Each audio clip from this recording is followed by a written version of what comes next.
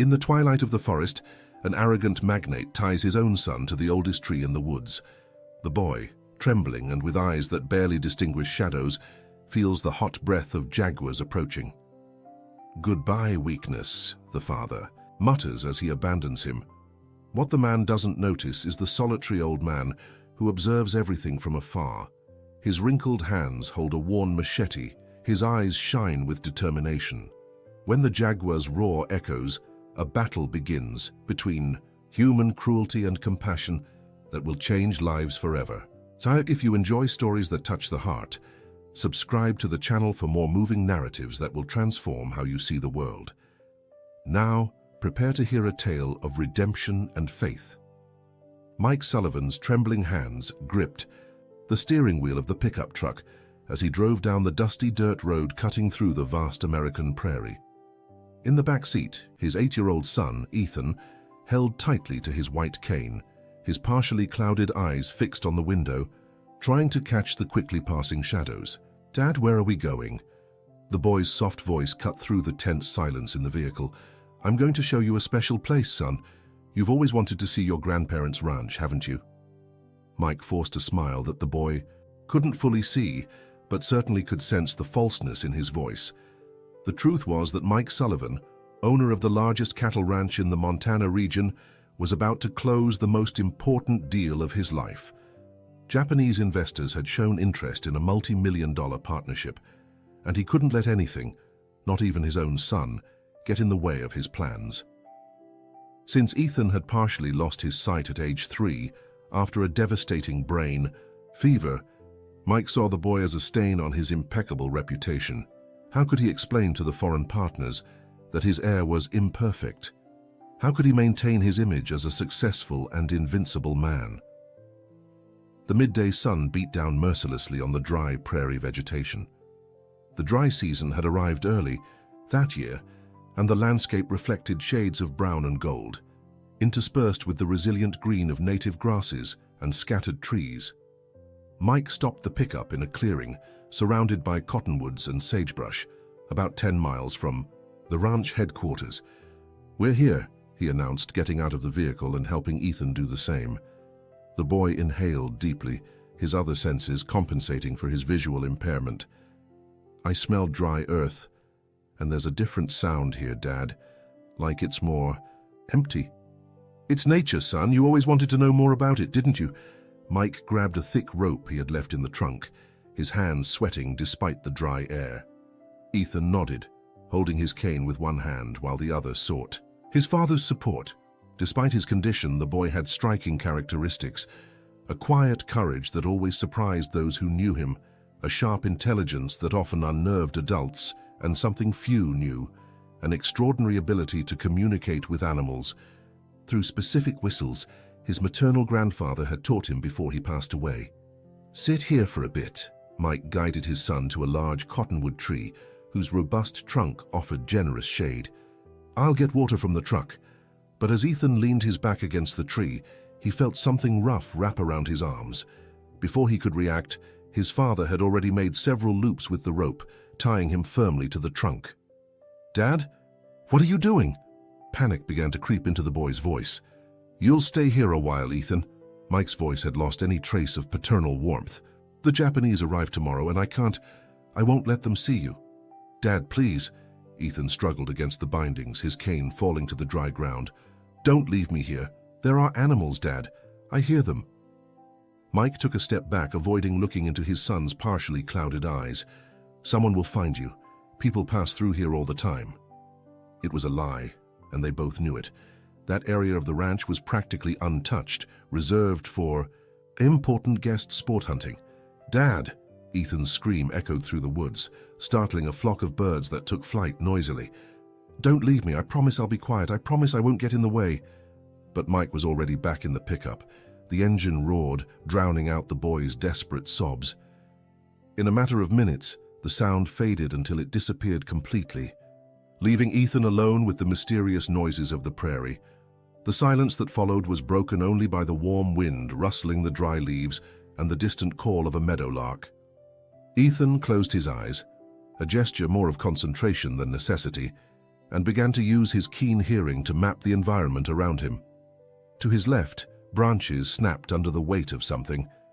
To his right, the rustle of leaves indicated movement. Above, birds chirped nervously as if sensing danger. And somewhere, not too far off, a sound that chilled his blood, the low, guttural growl of a predator. Ethan knew that sound. His grandfather had taught him about the animals of the prairie, including the most feared of all, the mountain lion. "If you ever hear that sound, my grandson," the old man had said, "stay very, very still. The mountain lion sees in the dark better than we do in broad daylight." Meanwhile, 10 miles away, at the modest house on the neighboring ranch, Bill Peterson, known as Old Man Bill, was preparing his simple lunch. At 72, the old man lived alone since losing his grandson in an accident 5 years prior. A former employee of the Sullivan Ranch, he knew every trail, every tree, every sound of those lands. A strange feeling made him stop stirring. The beans on the wood-burning stove. Something wasn't right. His years of experience as a tracker told him the prairie was too restless for that time of day. "Must be the drought," he muttered to himself, but his heart told him otherwise. Across town, in her simple but welcoming home, Eleanor Vance, Ethan's maternal grandmother, felt a sudden tightness in her chest. The 65-year-old woman, known in the region for her healing gifts with medicinal herbs, dropped the mortar where she was mashing arnica leaves. "Ethan," she whispered, her grandson's name coming to her lips without her understanding why. Something was wrong, very wrong. The same instinct that helped her diagnose bodily ailments now screamed about imminent danger. Eleanor picked up the phone and dialed the number for the Sullivan Ranch. After several rings, Mike's dry voice answered. "Mike, it's Eleanor. How's my grandson?" "The boy's fine, Eleanor. He's playing in his room." The answer came too quickly, too automatically. "Can I talk to him?" "He's sleeping. You know how it is, the heat makes kids sleepy." Eleanor hung up without saying goodbye. In all the years she'd known Ethan, she knew he never slept in the afternoon. Something was terribly wrong. Back in the clearing, Ethan struggled to control the panic. The sun began its slow descent towards the horizon, and he knew the night would bring even greater dangers. His hands, tied behind the cottonwood trunk, were already numb. Thirst began to tighten his throat. It was then that he remembered the whistles. His grandfather always said that each animal responded to a specific sound, a frequency that spoke directly to their instincts. With dry lips, Ethan began to whistle, first low, then increasing the tone, varying the rhythm. For long minutes, nothing happened. Then, a movement in the bushes caught his attention. It wasn't the predator he feared, but a coyote, thin and with bristling fur. The animal approached cautiously, sniffing the air. "Hi, friend," Ethan whispered, continuing his soft whistle. "You're not going to hurt me, are you?" The coyote limped slightly, and Ethan could smell fresh blood. The animal was injured. Perhaps that's why it hadn't run away at the first sign of human presence. Cautiously, the wild creature lay down a few feet from the boy, its yellow eyes vigilant. It was a start, Ethan thought. At least he wasn't completely alone anymore. But the sun continued its relentless descent, and somewhere in the growing shadows of the prairie, the real threat still lurked, waiting for total darkness to act. The afternoon fell like a heavy cloak over the prairie, transforming the shadows into sinister shapes that danced to the tune of the warm wind. Ethan remained motionless against the cottonwood, every muscle in his small body aching from the forced position. The coyote remained close, its irregular breathing betraying its injury. On the neighboring ranch, Old Man Bill couldn't shake the unease that had taken hold of his chest. He abandoned his untouched lunch and went out to the porch, his experienced eyes scanning the horizon. Years of living with the wild nature had taught him to read signs that most people ignored. "It's too strange," he muttered, noticing how the birds flew in erratic patterns, as if fleeing from something. Determined, the old man went inside and grabbed his machete, the worn canvas backpack, and the always full canteen. His legs no longer had the agility of youth, but his mind remained as sharp as the blade he carried. Something told him someone needed help. Meanwhile, Eleanor Vance wasted no time. After the strange phone call with Mike, she went directly to the house of her friend Sarah Miller, who worked as a cook on the Sullivan Ranch. "Sarah, I need you to tell me everything about Ethan today. Did you see him?" The sturdy woman, with hands calloused from work, frowned. "I haven't seen the boy all day, Eleanor. In fact, the boss left early in the pickup and came back alone, all strange. He didn't even eat lunch." Eleanor's heart pounded. "Alone, are you sure?" "Absolutely, and there was another strange thing. I found Ethan's white cane in the truck seat when I went to clean, but the boss said the boy was in his room." The two women exchanged glances, the same terrible suspicion forming in their minds. Eleanor, with her healer's wisdom, knew there was no time to lose. "Sarah, call the ranch hands, everyone who can help. I think my grandson is in danger." In the woods, Ethan felt his throat getting drier and drier. The sun already touched the treetops, painting everything in orange tones. The coyote had approached closer, and the boy could see the wound better, 3 parallel marks on its flank, like claws. "Did the mountain lion do that to you?" he asked softly. As if understanding, the animal raised its ears and growled low, looking into the dense woods to the left. Ethan felt a shiver run down his spine. If the coyote, a predator by nature, was scared, the danger was real and imminent. Desperate, the boy tried his special whistle once more, the one his grandfather said was capable of calming even the fiercest beasts. The notes came out trembling from his parched lips, but he persisted, remembering the old man's words. "Nature always answers the call of a pure heart, my grandson." For a moment, the woods seemed to quiet. Even the wind ceased, as if the prairie itself stopped to listen. It was then that Ethan heard it, heavy, calculated footsteps, the unmistakable sound of a large feline moving through the vegetation. The mountain lion was close. Old Man Bill was already on the trail when he saw something unusual. Fresh tire tracks on a secondary road leading to the wildest area of the Sullivan property. That region was known as mountain lion hunting territory, especially at this time of year. What in blazes was someone doing out there? The old tracker knelt, examining the marks. The pickup had gone and returned, but something told him not all the passengers had come back. Following his instinct, he began to walk the trail, his trained eyes catching every detail. Broken branches, crushed leaves, and then a small mark in the dirt, the mark of a cane. "A child," he whispered, his heart tightening as he remembered his own grandson. "God help me, there's a lost child here." At Eleanor's house, a small group was already forming. Besides Sarah, there were Tom, the ranch foreman, Jake, the ranch hand, and Ben, the tractor operator. Everyone knew and liked Ethan, the brave boy who never let his disability limit him. "Let's split up," Eleanor organized with the authority of someone used to dealing with emergencies. "Tom, you know the north trails. Jake, go along the riverbed. Ben, you have the tractor. You can cover more ground along the main road." "And you, Eleanor?" Tom asked. "I'll go the old way, where Old Man Bill has his place. Something tells me that old man can help us. He knows this land better than anyone." As the group dispersed, Eleanor grabbed her bag of medicinal herbs, a habit of years that kept her always prepared. Unconsciously, she included antidotes for snake venom, natural anti-inflammatories, and her precious arnica leaves. Her grandmother's heart sensed she would need all of it. At the Sullivan Ranch headquarters, Mike tried to concentrate on the documents spread across his mahogany desk. The contracts with the Japanese needed final review, but his mind constantly wandered to the clearing in the middle of the prairie. "Someone will find him," he repeated to himself. "There are always hunters, fishermen. Someone will pass through. There." But the lie sounded weaker and weaker even to him. The area where he had left Ethan was known precisely for being isolated, untouched. That's why the mountain lions still hunted there. The phone rang, interrupting his dark thoughts. It was Takeshi Yamamoto, the main Japanese investor. "Mr. Sullivan, confirming our meeting for tomorrow. We look forward to meeting your entire family. Family values are very important to us." Mike swallowed hard. "Of course, Mr. Yamamoto. It will be a pleasure to have you." He hung up the phone with trembling hands.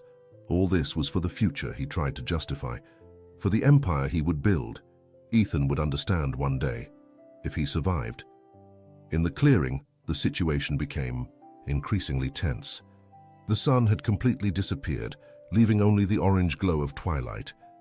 Ethan could clearly hear the heavy breathing of the large feline circling the tree where he was tied. The coyote, despite being injured, remained in a defensive posture, growling low at the darkness. It was an unequal confrontation, a wounded, medium-sized canid against the largest predator in North America. "Please, God," Ethan whispered, remembering the prayers his grandmother had taught him. "Don't let it end like this. I still have so much to do, to learn." It was then that he heard another sound, hooves, light at first, then closer. A horse? It didn't make sense. There were no wild horses in that region. What Ethan didn't know was that 2 miles away, Old Man Bill had found more than just tracks. He had discovered his old mare, Hope, loose in the pasture. The animal, usually calm, was agitated, neighing and pointing her ears towards the woods. "What's wrong, girl?" Bill stroked the animal's neck. "Are you sensing something?"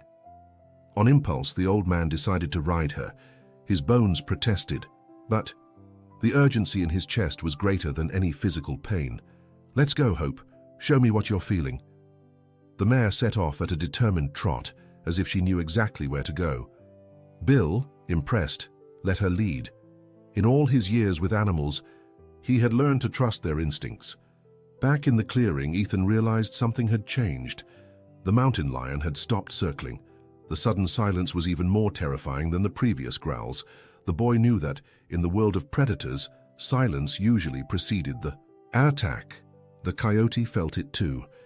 With a visible effort, it got up on its trembling paws, positioning itself directly between Ethan and the direction from which the mountain lion's last sound had come. "No, friend," Ethan whispered. "You're hurt. Run!" But the animal remained firm, as if a force greater than the instinct for survival kept it there. Perhaps it was gratitude for the boy's gentle whistle. Perhaps it was something deeper, that inexplicable connection that sometimes arises between humans and animals in moments of extreme danger. The stars began to appear in the clear prairie sky. Under normal circumstances, it would be a breathtaking sight. But for a partially blind boy, tied to a tree and surrounded by predators, the celestial beauty was a cruel reminder of how small and vulnerable he was. It was then that Ethan did something unexpected. Instead of continuing to try calming whistles, he began to sing. It was a simple song his grandmother used to hum while preparing her remedies, a melody about divine protection and hope in the darkest moments. His voice, clear despite his thirst, rose into the prairie night. The coyote tilted its head, as if recognizing something familiar in the melody. And somewhere in the shadows, the mountain lion also paused, its predatory instincts momentarily confused by that purely human sound. Ethan's song floated in the darkness like a desperate prayer. Each note carried the weight of his childlike faith, that unshakable certainty that, even in the darkest moments, something greater watched over him. The prairie seemed to breathe to the rhythm of his melody, as if nature itself recognized the appeal of a pure soul. Old Man Bill, mounted on Hope, felt the mare quicken her pace. The animal snorted nervously, her ears swiveling in all directions. Suddenly she reared up, neighing loudly. "Calm down, girl!" The old man held the reins tightly, his decades of experience breaking horses saving him from a fall.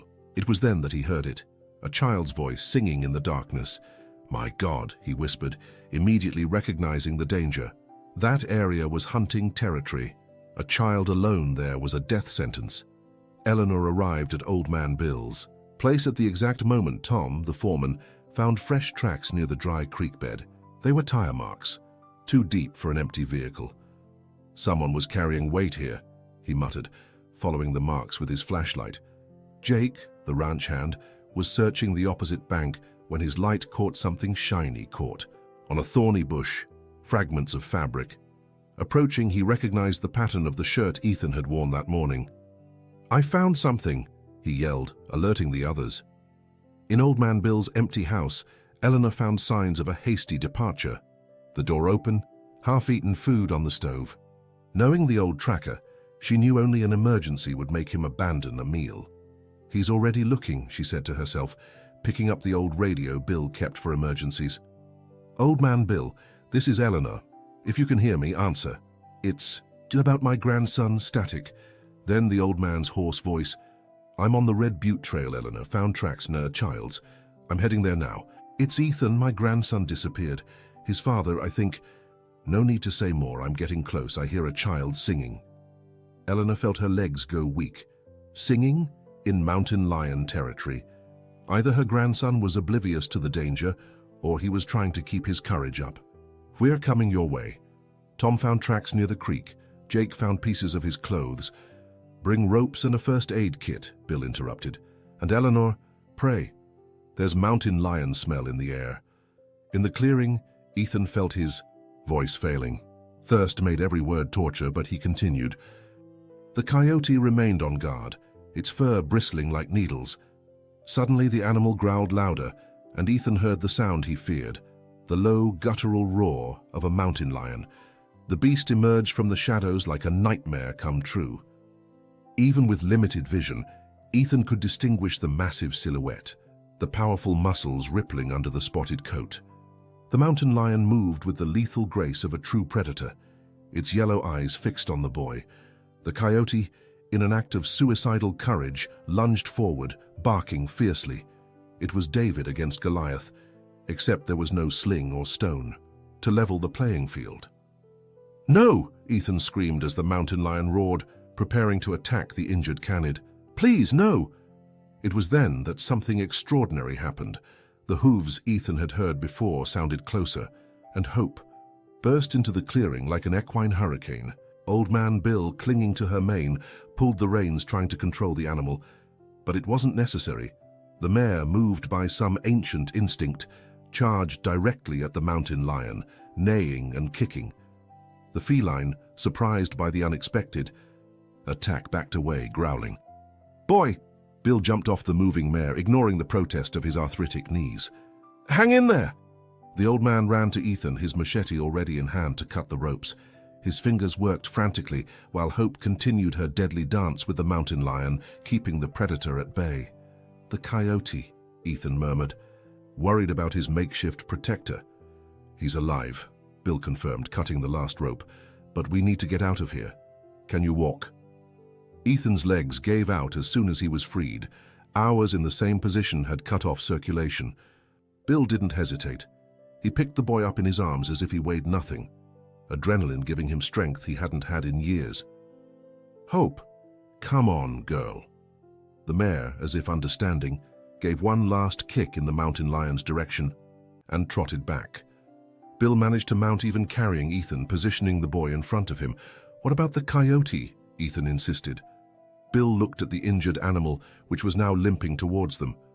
In a decision that defied all logic, he extended his hand. Come on, critter. You protected the boy. I'm not leaving you behind. Surprisingly, the wild animal allowed Bill to lift it, accommodating it across Hope's rump. The mare snorted in protest, but accepted the extra load. Hold on tight, boy. Bill spurred the mount, and Hope galloped down the trail, leaving the furious mountain lion behind. Meanwhile, Mike Sullivan paced back and forth in his office. Regret began to corrode his armor of arrogance. Images of Ethan, his smile despite the difficulties, his quiet courage, his brilliant intelligence, paraded through his mind like accusations. The phone rang. It was the head of the ranch's security team. Boss, there's strange activity on the property. Several employees left in a hurry, talking about a search. Eleanor Vance is organizing... Eleanor? Mike felt his blood run cold. If Ethan's grandmother was looking, it meant she knew, or at least suspected. Yes, sir. Something about the boy Ethan being missing. Mike hung up the phone, his hands trembling. His lie was crumbling. In a few hours, everyone would know what he had done. The Japanese would cancel the deal. His reputation would be destroyed. But for the first time in years, none of that mattered. The image of Ethan tied to the tree, calling for him, begging not to be abandoned, burned in his mind like a branding. Iron. What have I done? He asked the empty office. My God, what have I done?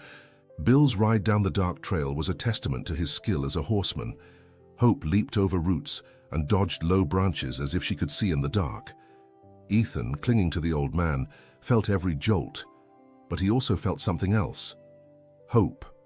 You saved me, he whispered. Not yet, boy. First we need to get out of these woods, then you can thank me. The radio on Bill's belt crackled. Old Man Bill, this is Jake. We found the trail, coming from the south. I found the boy, Bill replied, his voice hoarse with emotion. We're coming back via the Butte Trail. Bring water and a medical kit. He's dehydrated. Thank God, Eleanor's voice sounded on the radio. How is he? Alive and whole, Eleanor. A little scratched, but nothing your medicine can't fix. Ethan heard his grandmother's voice and couldn't hold back the tears. Grandma, she's coming, little one. Hold on a little longer. The lights of flashlights began to appear ahead, like giant fireflies in the darkness. Bill slowed Hope's pace, allowing the others to catch up. Eleanor was the first to arrive, practically pulling Ethan from Bill's arms. My grandson! My boy! The healer's experienced hands examined every inch of her grandson, checking for injuries, feeling his temperature, assessing his dehydration. Water, she ordered, and Tom was already there with a canteen. Slowly, Ethan. Small sips. While Ethan drank, Jake examined the coyote still on Hope's back. Eleanor, the critter's badly hurt. Looks like mountain lion marks. He protected me, Ethan explained between sips of water. He stayed between me and the mountain lion, and Old Man Bill's mare too. Bill dismounted, his legs finally protesting. The effort.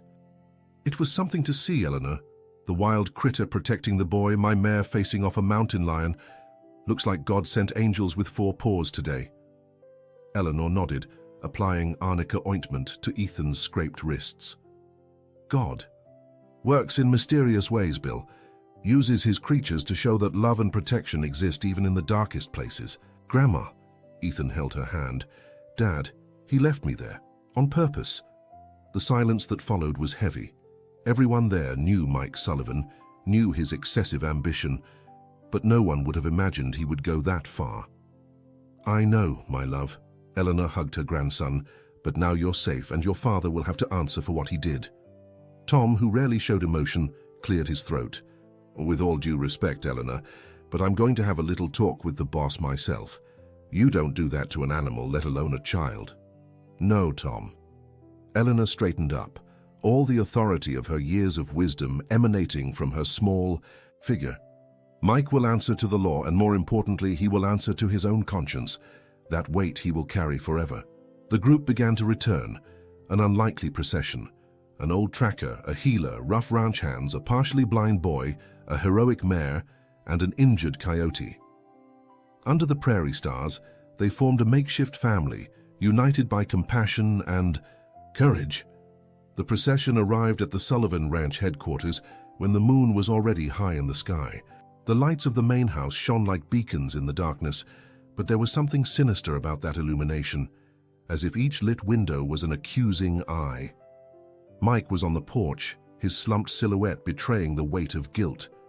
He had tried to maintain the pose of a powerful owner, but as soon as he saw the group approaching, and especially when he saw Ethan in his grandmother's arms, something inside him definitively broke. Ethan, the voice came out strangled. Eleanor walked right past him without saying a word. Tom and Jake followed her, carrying the injured coyote on a makeshift stretcher. Only Old Man Bill stopped before Mike, the old tracker's eyes hard as stone. You almost lost your boy today, he said simply, for greed. Hope it was worth it. Mike didn't answer. There were no words that could justify the unjustifiable. Inside the house, Eleanor organized the care. Sarah, prepare a warm bath for Ethan. Tom, put the coyote in the back kennel. I'll take care of him later. Jake, call Dr. Adams. I want him to examine my grandson. Grandma, I don't need a doctor, Ethan protested weakly. I'm just tired. Trust me, my grandson. After what you went through, it's better to be safe. While Sarah helped Ethan with his bath, Eleanor prepared an infusion of calming herbs. Her hands worked automatically, but her mind processed the next steps. Mike needed to answer legally, but first, there was a traumatized child who needed care. In his office, Mike dialed Yamamoto's number. It was 3 a.m. in Japan, but he couldn't wait. Mr. Yamamoto, I apologize for the hour. I need to cancel our meeting. Mr. Sullivan, what happened? Family matters, sir. Serious family matters. I cannot proceed with the deal. There was a pause on the other end. I understand. Family comes first, Mr. Sullivan, always. Perhaps in the future we can talk again. Mike hung up, knowing there would be no future. Not for the business he had planned. His ambition had almost cost his son's life. It was too high a price. Dr. Adams arrived in less than an hour. A middle-aged man with gentle manners that calmed even the most restless children. He examined Ethan carefully, checking reflexes, hydration, injuries. Physically, he's fine, he announced after the examination. Mild dehydration, some scratches, bruises on his wrists, nothing that rest and care won't fix. But, he paused, looking significantly at Eleanor, I recommend psychological counseling. The trauma of an experience like this. We'll take care of that, Doctor, Eleanor assured. My grandson is strong, stronger than he looks. After the doctor left, Eleanor sat beside the bed where Ethan was resting. The boy stroked the air, searching for something. The coyote. Is he okay? Tom is taking care of him. The wounds are deep, but he'll survive. You formed a special bond with him, didn't you? Ethan nodded. He didn't have to stay. He could have run away.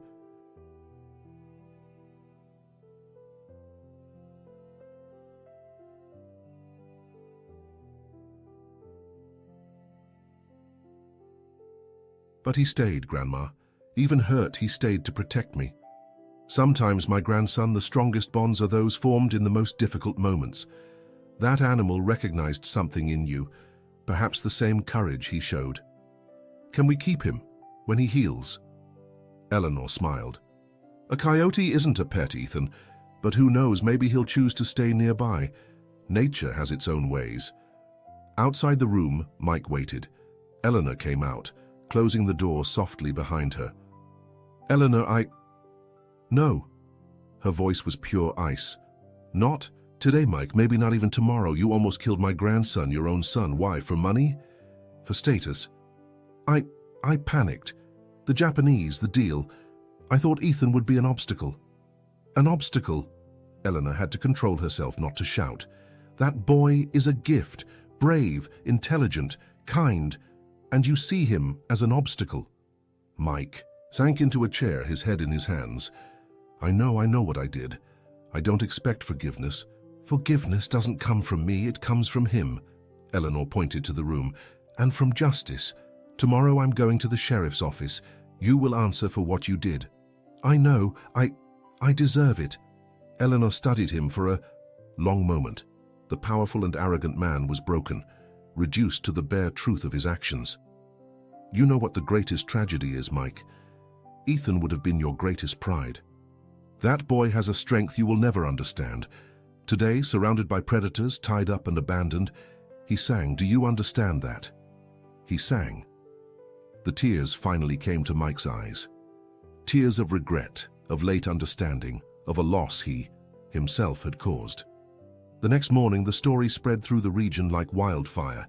The attempted filicide, for that's how everyone saw it, shocked the community. Ranch employees refused to look at Mike. Some quit on the spot. Old Man Bill was one of the first to visit Ethan in the morning. He brought a surprise with him, a small bamboo flute carved by his own hands. To make your whistling even better, he explained, placing the instrument in the boy's hands. It was your music that kept hope alive last night. Ethan blew, experimentally, producing a soft, melodious sound. Immediately, an answering bark was heard from the kennel where the coyote was recovering. He recognizes it, Ethan smiled. Can I go see him? With Bill's help, Ethan walked to the kennel.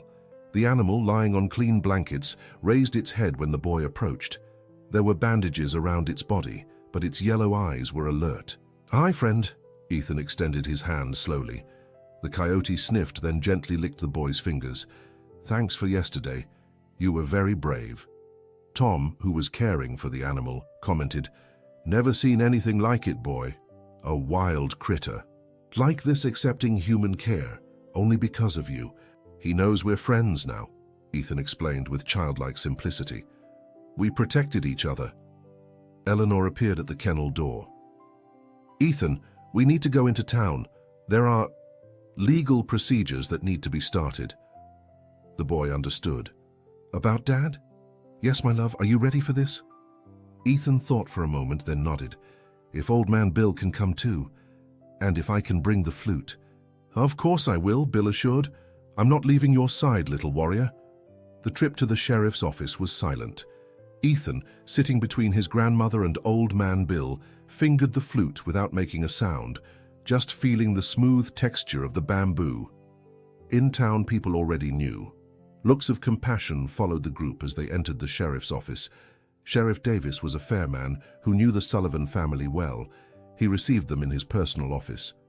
Ethan, he began softly, I need you to tell me what happened, in your own words, in your own time. And Ethan told his story, about the outing with his father, about being tied to the tree, about the fear of the mountain lion, about the coyote and the heroic mare. His voice was steady, only trembling when he described the moment he realized his father was actually abandoning him. He said someone would find me, he finished, but I knew it wasn't true. That place only has big animals there. The sheriff took notes, his face a professional mask hiding his inner turmoil. You were very brave, Ethan. Now I need to talk to your grandmother about the next steps. While the adults discussed legal matters, Ethan gently played the flute. The melody that emerged was different from anything he had whistled before. It was a song of survival, of gratitude, of unlikely bonds formed in the darkness. Outside, as if answering the call, a bird began to sing. The following days passed in a blur of legal and emotional activity. Mike was held in preventive custody while investigations proceeded. The ranch, once dominated by his authoritarian presence, seemed to breathe a sigh of relief in his absence.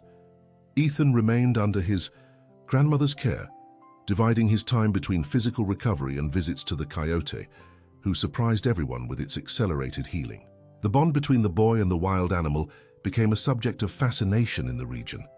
It's like they speak the same language, Tom commented, watching Ethan play the flute while the coyote rested beside him, its ears attentive to every note. A week after the incident, an unexpected visit would change the course of events again. Martha Sullivan, Mike's mother and Ethan's paternal grandmother, arrived from New York City, where she lived. The family matriarch at 73 maintained the proud bearing and piercing eyes that made her legendary in New York social circles. I came as soon as I heard, she announced at the entrance to the house, ignoring the wary glances of the employees. Where is my grandson? Eleanor received her with the cold courtesy the situation demanded. The two women had never met before. Different worlds, different values. But now they shared something fundamental, love for Ethan. He's in the garden, Eleanor informed. Before you see him, we need to talk. In the office, away from curious ears, the two grandmothers faced each other like generals planning strategy. My son committed something unforgivable, Martha began, surprising Eleanor with her frankness. I always knew ambition would consume him one day, but I never imagined it would go this far. Did you know about Ethan? I suspected. Mike was always a terrible liar, despite thinking otherwise, but I respected his desire to keep it a secret. Martha paused, her normally hard eyes showing a flicker of regret. Maybe if I had interfered sooner. What's done is done, Eleanor cut in. The question now is Ethan's future. I agree, that's why I'm here. I have a proposal. Eleanor raised an eyebrow, waiting. I know the best specialists in visual impairment in the country. I can ensure Ethan receives the best treatment, the best education. In return, Martha hesitated. I would like to be a part of his life, officially. You want to acknowledge him as your grandson? More than that. I want to adopt him legally, give him the Sullivan name, the inheritance that is his by right. Mike will lose parental rights, that's certain, but Ethan doesn't need to lose everything because of his father's mistakes. Eleanor studied the woman in front of her. She saw beyond the aristocratic facade, recognizing genuine pain and a sincere desire for reparation. This is Ethan's decision, she said finally. He is the one who must choose. In the garden, Ethan played his flute for a peculiar audience. The coyote, now nicknamed Guardian by the employees, two magpies that landed curiously on a nearby branch, and Hope, Old Man Bill's mare, who now visited daily. Ethan, Eleanor called softly. "Someone is here to meet you." The boy turned his face, immediately sensing the presence of an unknown person. The perfume was different, rich, sophisticated, but with an underlying note of lavender that instinctively calmed him. "Hi, Ethan," Martha approached slowly. "I'm your grandmother Martha, Mike's, your dad's mother." Ethan was silent for a moment, processing. "Did you come because of what happened?" "I came because of you, to meet my brave grandson." "How do you know I'm brave? You don't know me." Martha smiled, a gesture she rarely showed.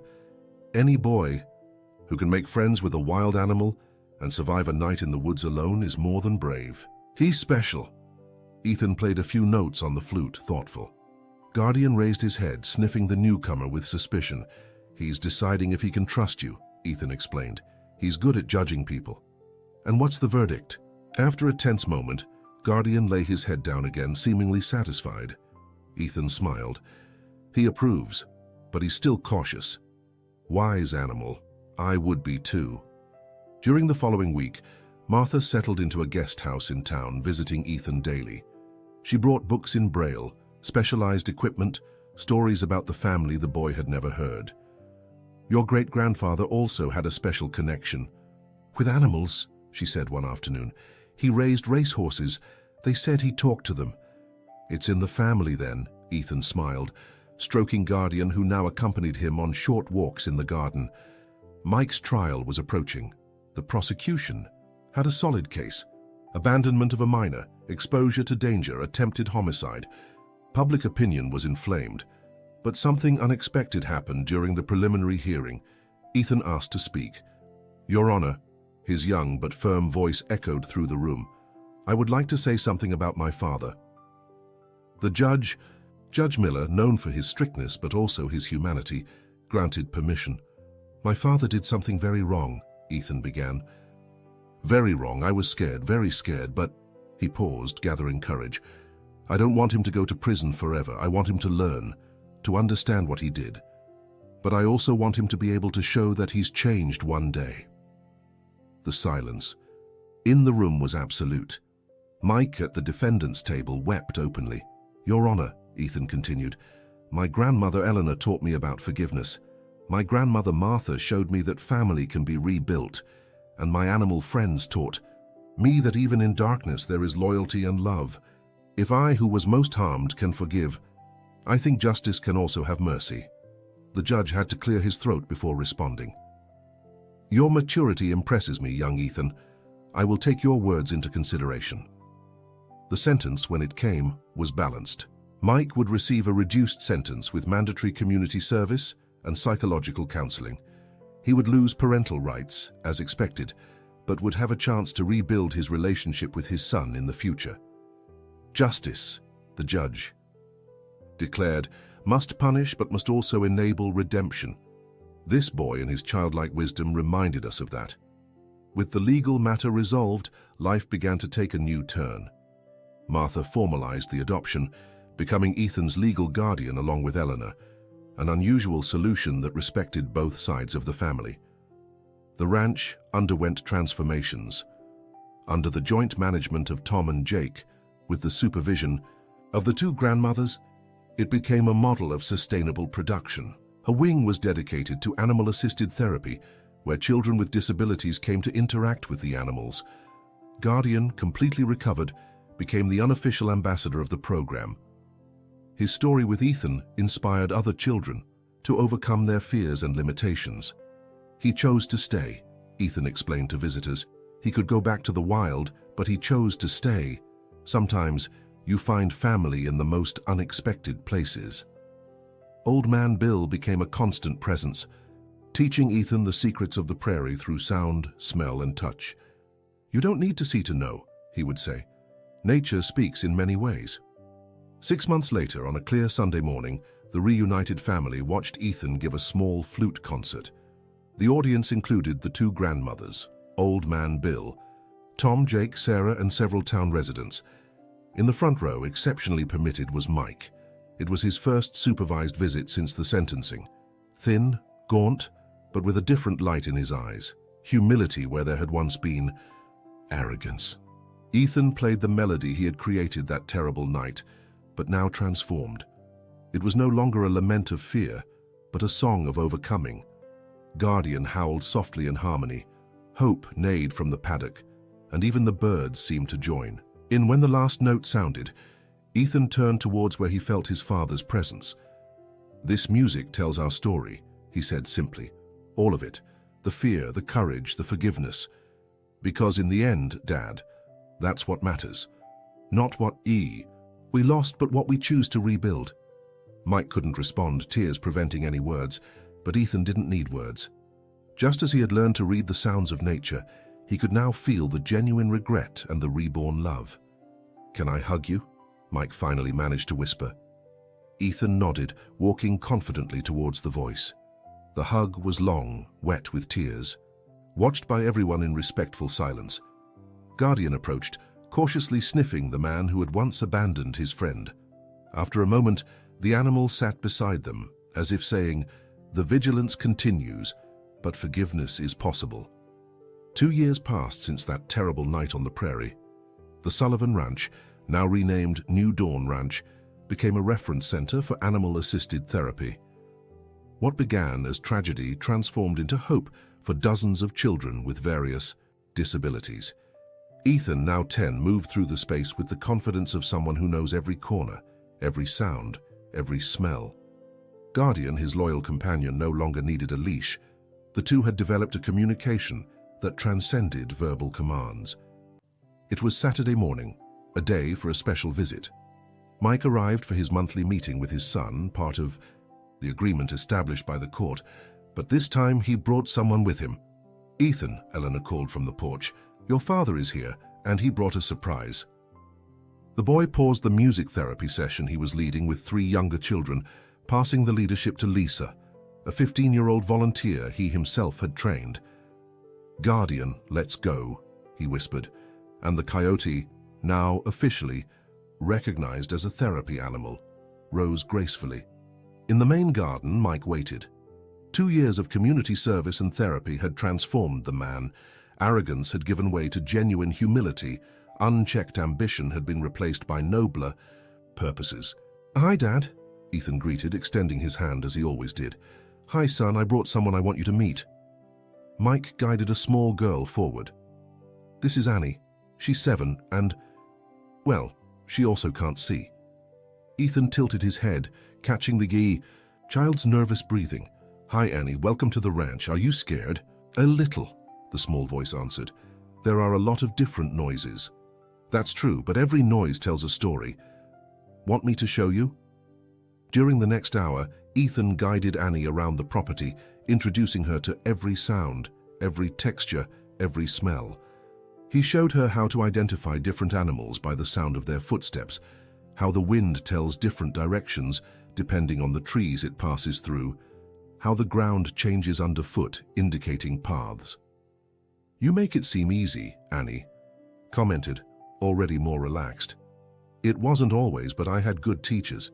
Ethan smiled, remembering Old Man Bill, who even at 75 still visited weekly for his prairie lessons.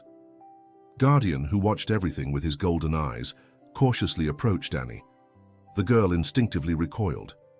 "You don't have to be scared," Ethan calmed her. "Guardian only approaches special people. He's saying hello in his own way." Annie hesitantly extended her hand, and Guardian sniffed it delicately before giving a gentle lick.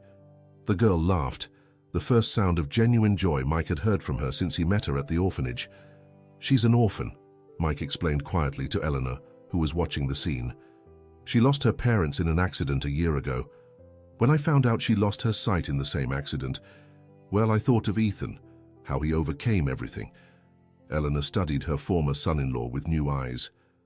"Are you thinking about adopting her, if she wants to? If you all will allow her to spend some time here, getting to know Ethan, seeing that it's possible to have a full life."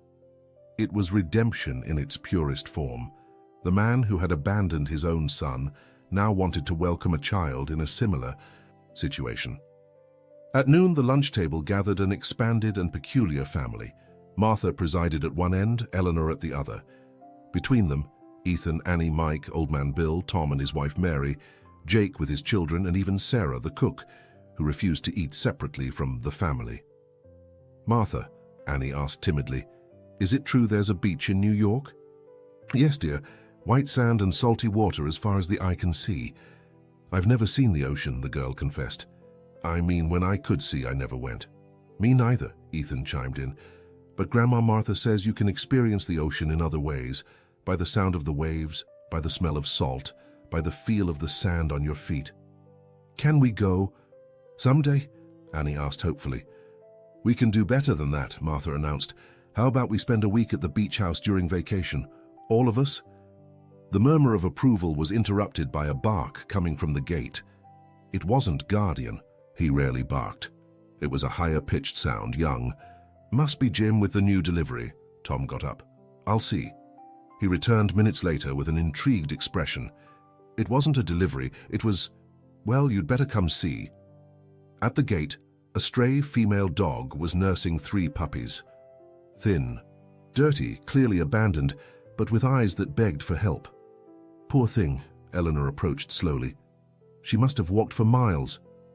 Ethan and Annie, guided by Guardian, came closer. The coyote sniffed the dog, then turned back to Ethan with a soft whimper. "What is it, friend?" Ethan knelt. "Do you know her?"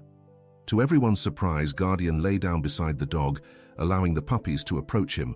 One of them, bolder, began to climb on the old predator, who remained still. "He's taking care of them," Annie marveled. "Guardian always surprises," Ethan smiled. "He understands about protection, about family. I think he's saying they can stay." And so New Dawn Ranch gained 4 more residents. The dog, named Hope, in honor of the heroic mare, recovered quickly.